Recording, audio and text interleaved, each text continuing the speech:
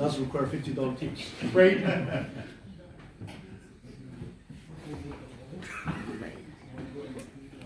it. I'll just move it. Trying to go to the intersection.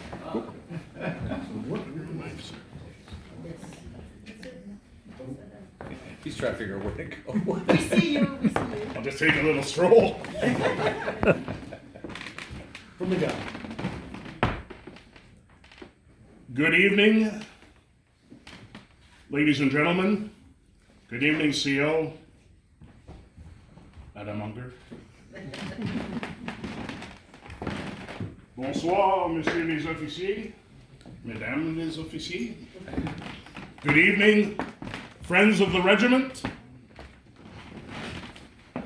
Bonsoir, tous les amis du régiment. Les membres de la communauté. Military or otherwise. Thank you for coming here this evening to the famous and most fabulous Maison Forget. And now we are going to proceed to a traditional part of just about any Highland dinner. And that would be the address to the Haggis.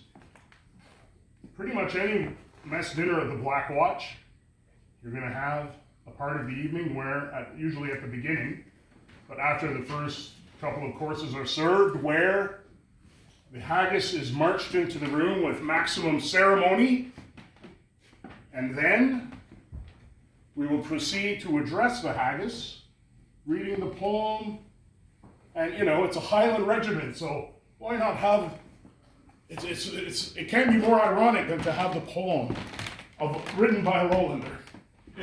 Robert Burns. And the words common and man were put together, and yes, that is very appropriate. Robert Burns considered himself to be very much in tune with the common man.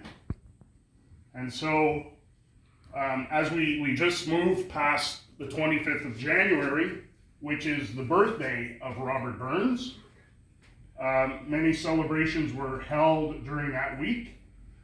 And the Warrants and Sergeants Mess of the Black Watch have a big event every about the third week of January. But again, we can't have an event like this with all the trappings. They were asking before, what's more Scottish than whiskey? I'll tell you what's more Scottish than whiskey. Or maybe as Scottish as whiskey, as Scottish as golf, curling, and the most beautiful meal that we have before us, the haggis. And so this poem is simply called Tea Haggis, and it's written by Scotland's most famous and immortal bard. Who is it, Stephen? Robert Burns. This came with a quiz.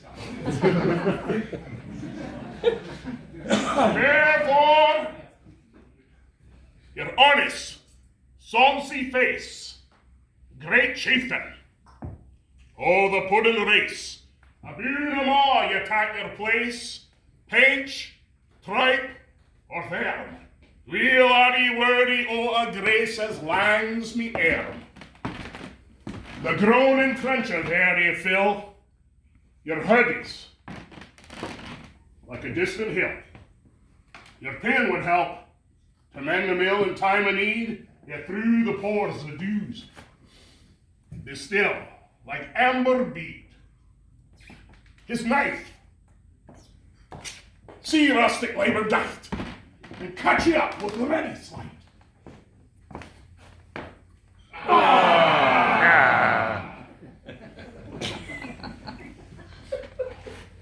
Trenching your gushing entrails break like ony dish, then what a glorious sleep, warm, reeking, rich.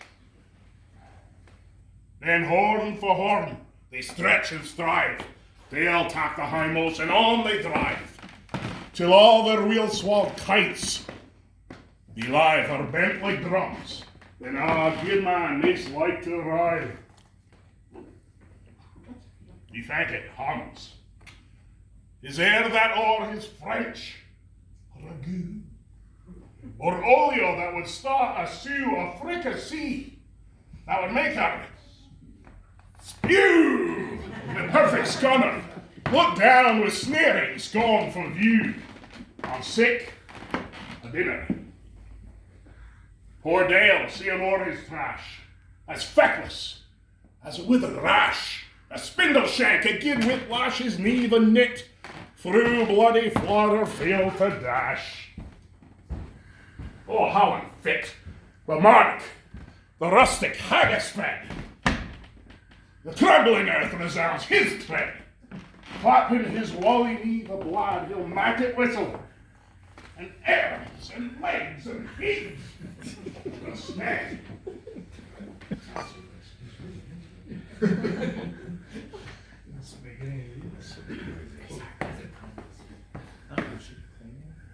Ye powers what make mankind your care, and dish them out their bill of fare. All Scotland wants nae skinking ware that drops in luggies. But if you wish her a grateful prayer, here a haggis